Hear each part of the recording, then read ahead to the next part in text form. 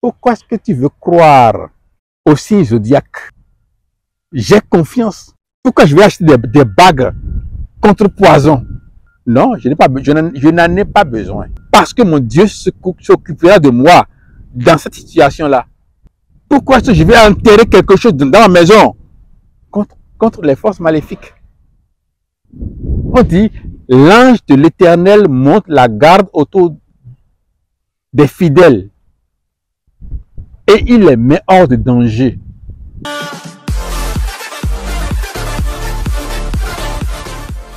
Bien-aimés dans le Seigneur, chers amis de l'émission, ce qu'il faut savoir.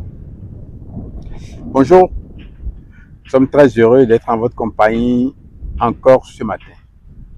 Nous sommes là pour vous dire, ne crains point. Non, ne crains point. Toi que Dieu a choisi, n'aie pas peur. C'est lui qui a sorti Israël de l'Égypte. C'est lui qui a protégé Israël contre toutes les attaques du Pharaon. Dans le désert, quand ils ont soif, il leur a donné de l'eau à boire. Et dans 1 Corinthiens chapitre 10, on nous a dit que c'était le Christ. C'était le Christ qui les suivait en ce moment-là. Le rocher qui les suivait était Christ. Lorsqu'ils sont arrivés au niveau de la mer Rouge, la mer s'étendait devant eux.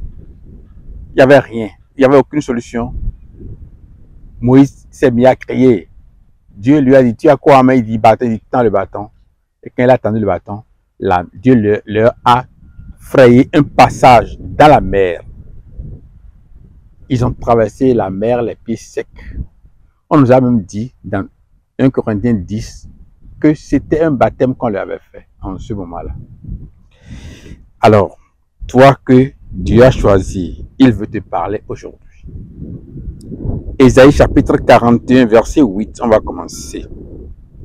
Mais toi, Israël, mon serviteur, Jacob que j'ai choisi, race d'Abraham que j'ai aimé, toi que j'ai pris aux extrémités de la terre, que j'ai appelé d'une contrée lointaine.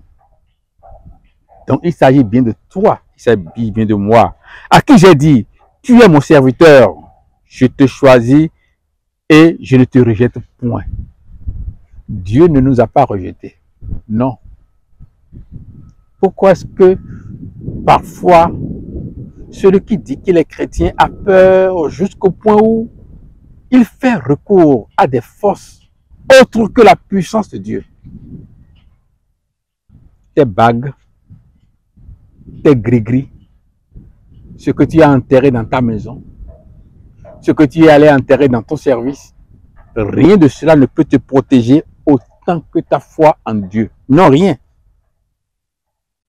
C'est pour cela qu'il dit, ne crains point, car je suis avec toi.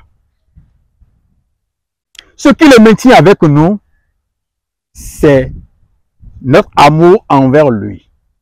Et notre amour envers lui, il dit, celui qui m'aime doit garder mes commandements.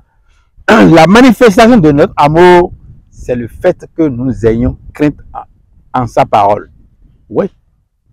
Ne crains point, car je suis avec toi. Ne promène pas des regards inquiets, car je suis ton Dieu. Je te fortifie. Je viens à ton secours. Je te soutiens de ma droite triomphante. Voilà. La main droite de Dieu, qui n'échoue jamais. C'est de cette main que tu es soutenu, bien-aimé dans le Seigneur. Pourquoi est-ce que tu veux croire au signe zodiaque? Quand j'étais jeune, il y avait une médaille que tous mes amis commandaient en ce moment-là. C'était dans les livres Aquavie ou Kwaku, je ne me rappelle plus. C'était dans les années 80. Et on commandait qu'on appelait Sakyamuni ou je ne sais pas quoi. Et des gens commandaient, des gens commandaient. Ce ne sont pas eux qui sont aujourd'hui les grandes personnalités de ce pays-là. Hein. J'en connais qui ne sont rien. Ouais, qui ne sont rien. Il y a quelqu'un qui avait un poste dans un service.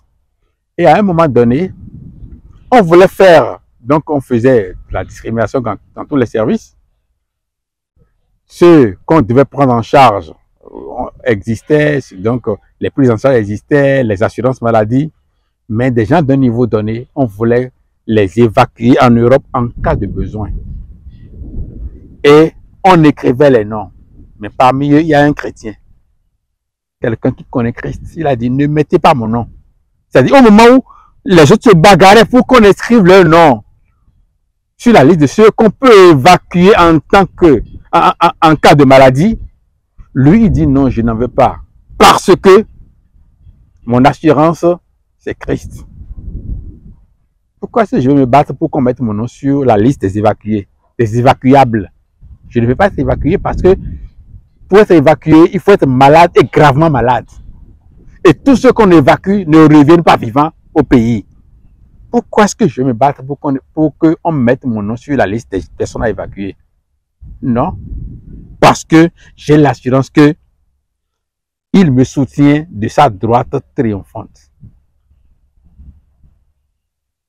L'évacuation n'est pas une bonne chose. Non. Donc ceux dont on n'a pas mis les noms sont fâchés parce qu'on n'a pas mis les noms sur la liste des personnes qu'on peut évacuer. Pourquoi est-ce que je vais mettre mon nom sur la liste des personnes à évacuer? Non. Voici, ils seront confondus, ils seront couverts de honte, tous ceux qui sont irrités contre toi. On dit qu'ils seront couverts de honte, ils seront confondus. Et pourquoi est-ce que tu te fâches contre eux? Confie-les à l'Éternel. Seigneur, je n'ai pas de force. C'est toi qui connais ceux qui m'en veulent. Mais délivre-moi. Tu as fini de prier. Parce que la vraie prière n'est pas une récitation longue, non. Ce n'est pas quelque chose qu'il faut bûcher et répéter. Mais c'est la présentation de la situation, de l'heure à notre Dieu. Et lorsqu'on le présente à Dieu, il répond toujours. Et après, il dit, voici, ils seront couverts, ils seront confondus, ils seront couverts de honte. Tous ceux qui sont irrités contre toi, ils seront réduits à rien. Ils périront, ceux qui disputent contre toi. Dieu a promis de les réduire à rien. Et toi, tu cours maintenant pour aller voir un homme important dans un village quelque part pour te défendre parce que tu ne sais pas qu'il a promis de te défendre, non. J'ai confiance. Pourquoi je vais acheter des bagues contre poison? Non, je n'en ai pas besoin. Parce que mon Dieu s'occupera de moi dans cette situation-là. Ouais. Pourquoi est-ce que je vais enterrer quelque chose dans ma maison contre les forces maléfiques? On dit, l'ange de l'Éternel monte la garde autour des fidèles et il les met hors de danger. Psaume chapitre 34, verset 8.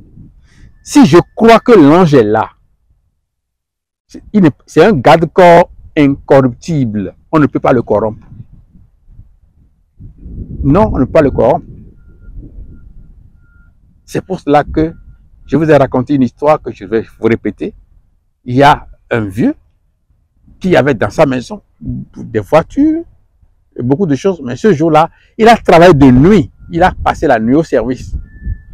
Il est rentré au petit matin et avant donc de prendre quelque chose et d'aller se reposer, il est assis devant le portail quand un autre vieux est venu le voir pour dire « Hé, papa, tu es toujours dans la nuit. » Quand les enfants sont venus dans la maison à 2 heures du matin, ils t'ont vu dehors. Mais lui, il était au service. Et qu'est-ce qu'ils sont venus chercher dans sa maison à 2 heures du matin? Ils sont venus pour voler. Et ils l'ont vu, mais il était au service. Parce que l'ange était là. Voici, ils seront confondus. Ils seront couverts de honte.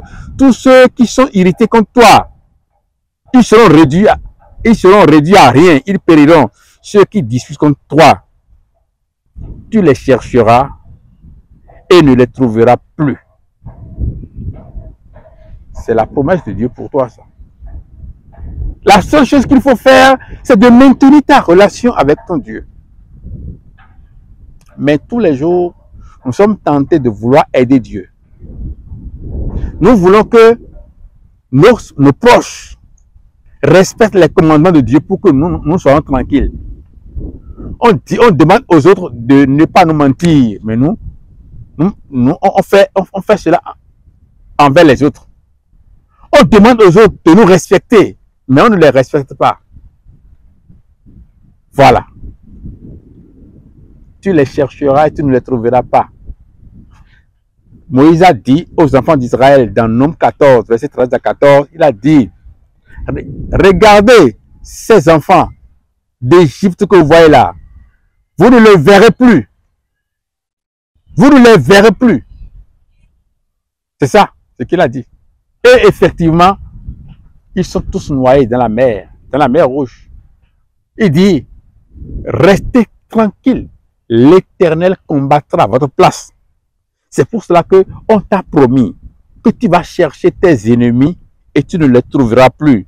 Ceux qui te suscitaient querelle, ils seront réduits à rien, réduits au néant. Ceux qui te faisaient la guerre. Ésaïe 41, nous avons lu, du verset 8 au verset 12. Ce sont des promesses fortes que nous lisons pour nous réconforter. Et lorsque nous quittons là, nous commençons par vouloir nous débrouiller par nos propres moyens. Je n'ai pas besoin de tricher pour avoir l'argent dont moi j'ai besoin. Non. Parce que Dieu, le Dieu de grâce, il pourvoira à mes besoins. Il a dit, et c'est le Seigneur même qui a parlé, il a dit, Salomon même, avec toute sa richesse, n'aura pas autant de beauté que les fleurs des champs qui sont destinées à être jetées au feu. Il a dit que les moineaux ne cultivent, ils n'ont pas de grenier, mais Dieu prend soin d'eux.